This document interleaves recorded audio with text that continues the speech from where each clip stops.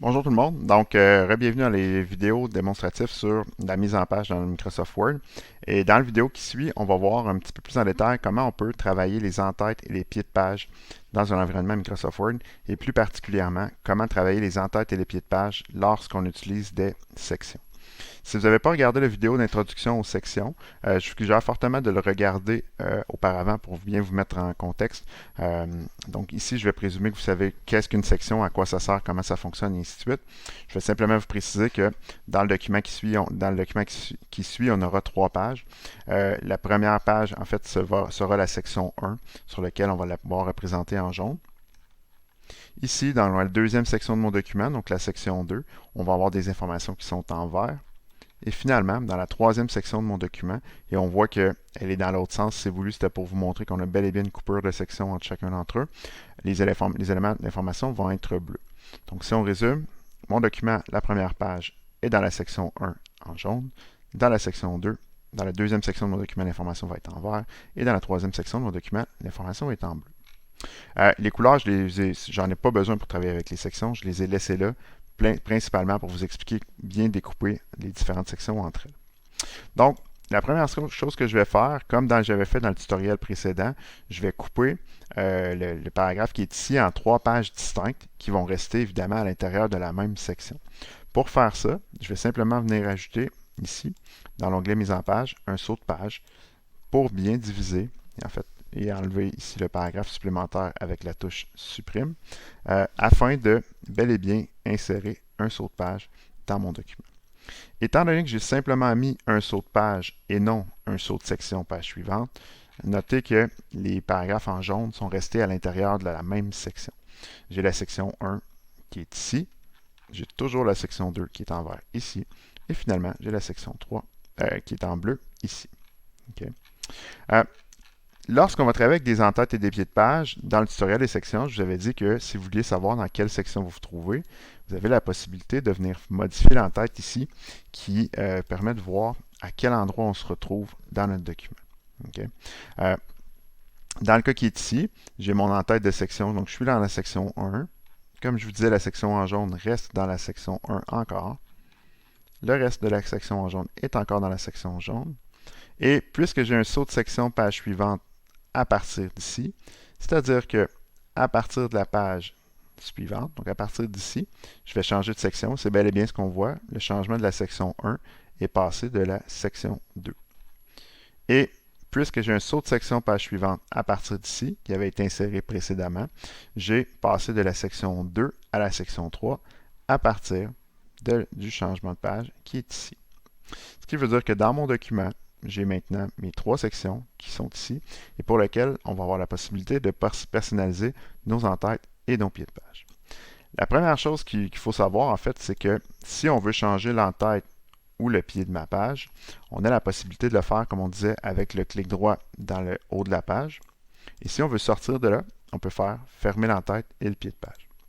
Clic droit dans le haut de la page, modifier l'en-tête et fermer l'en-tête et le pied de page. Clic droit une troisième fois, modifier l'en-tête. Et pour les impatients, on peut double-cliquer simplement dans la page. Lorsqu'on insère un saut de page, on a la possibilité d'inscrire le texte que l'on veut. Par exemple, si je voulais mettre travail pratique numéro 1, j'ai la possibilité de le faire. Et comme on fait dans Word de façon régulière, je peux aller placer mon paragraphe. Je pourrais le mettre par exemple aligné à droite. Je pourrais le mettre mon texte peut-être en gras. Je pourrais lui mettre une bordure. Je pourrais même à la limite, si je voulais, lui mettre de la couleur. Okay? Donc ça, c'est toutes les options que je peux faire dans les en-têtes et les pieds de page. Évidemment, je peux le faire dans l'en-tête et je pourrais faire la même chose ici, dans le pied de page, pied de ma page, comme ça, pour lequel je pourrais, encore une fois, venir insérer du texte et ainsi de suite. Donc, on peut le personnaliser, je pourrais mettre des images, je peux faire certains éléments par rapport à mes en-têtes et pieds de page. Bref, tout ce qu'on fait dans Word va se faire par défaut. Ce qui est très important de savoir, c'est que lorsqu'on travaille avec des sections, par défaut, lorsque j'inscris de l'information dans l'entête de la section 1, elle va s'inscrire dans l'entête de la section 2 automatiquement et dans l'entête de la section 3 automatiquement. Pourquoi?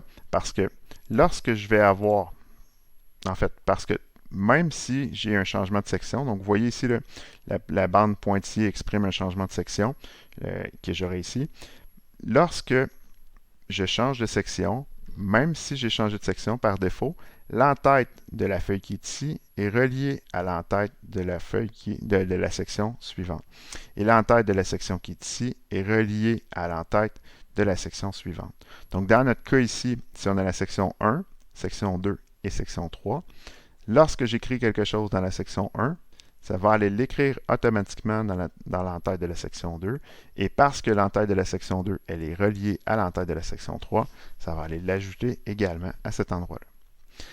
Au niveau des pieds de page, c'est la même chose. Lorsque j'ai un pied de page de ma feuille et qu'il est relié, que j'écris quelque chose ici, automatiquement, ça va aller l'écrire dans la section suivante, dans le pied de page de la section suivante, parce qu'il est exactement, en fait, parce qu'ils sont reliés entre eux par défaut.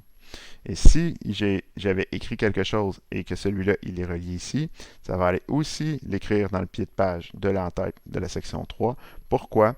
Parce qu'ils sont tous interreliés ensemble. C'est ce qu'on a vu ici, dans l'exemple qui est là, c'est-à-dire que lorsque j'ai fait un changement dans l'entête de la section 1, il s'est ajouté automatiquement dans l'entête de la section 2, et il s'est ajouté automatiquement dans l'entête de la section 3. Si j'ai le pied de ma page qui est ici, que j'ai modifié dans la section 3, et que je voudrais ajouter par exemple des informations, automatiquement à la section 3, en modifiant les informations qui sont ici, étant donné que l'entête de la section 3, elle est identique à la précédente, ça va aussi aller la changer dans la section 2, parce que la section 2, elle est identique à la section 3. Et la section 3 et la section 2, si elle est identique à la précédente, comme c'est le cas ici, mais ça va aller également changer dans le pied de la page de la section 1, ce qui va avoir pour effet que lorsque je change quelque chose dans un pied de page d'une section, par défaut, elle va aller le changer au pied de page, au pied de page des sections qui sont raccrochées à tout ça. La beauté, c'est qu'on a la possibilité, si on veut, lorsqu'on travaille dans notre document, de venir personnaliser chacune de nos sections, de nos entêtes ou de nos pieds de page de nos sections. Par défaut, comme on disait, si j'ai travail pratique numéro 1, peut-être à la limite section 1 ici, comme on a vu, quand j'écris du texte, il va aller le mettre partout dans mon document. C'est-à-dire qu'il va aller le mettre dans l'entête de la section 1, il va aller le mettre dans l'entête de cette section 1 aussi, et il va aller le mettre partout dans l'entête dans le reste de mon travail. Par contre, peut-être que je voudrais avoir, et dans le cas qui est ici, ça pourrait être intéressant d'avoir la section 1 qui va avoir l'entête travail pratique section 1 et travail pratique numéro 1 section 2 pour l'information qui est ici à partir de ce moment-là. Présentement, ce n'est pas possible de le faire parce que mes sections ils sont identiques entre elles. Par contre, avec les outils d'entête et pied de page, donc l'onglet en bleu que vous retrouvez en haut ici, on a la possibilité d'aller enlever l'option le lien au précédent. Okay? Et l'option liée au précédent, ce qu'elle va vouloir dire, en fait, c'est qu'elle va décocher. En fait, c'est une option qui peut s'activer et se désactiver. Elle va enlever l'option pour dire l'entête de la section 2, là, je ne veux plus qu'elle soit raccrochée à l'entête de la section du haut, c'est-à-dire à l'entête de la section 1. Okay? Donc, si je viens enlever le lien ici lié au précédent, donc je viens le décocher, donc il est activé par défaut. Si je le décoche, ça veut dire que l'entête de la section 2 qui est ici, okay, là il est marqué section 1, l'entête de la section 2, maintenant, elle est rendue unique. Pourquoi? Parce qu'on voit le petit symbole ici identique à la précédente et plus là. Donc, automatiquement, si je mets entête section 2, ça n'aura pas été changé l'entête de la section 1 parce qu'elle n'est pas identique à la précédente. Elle est plus identique à la précédente.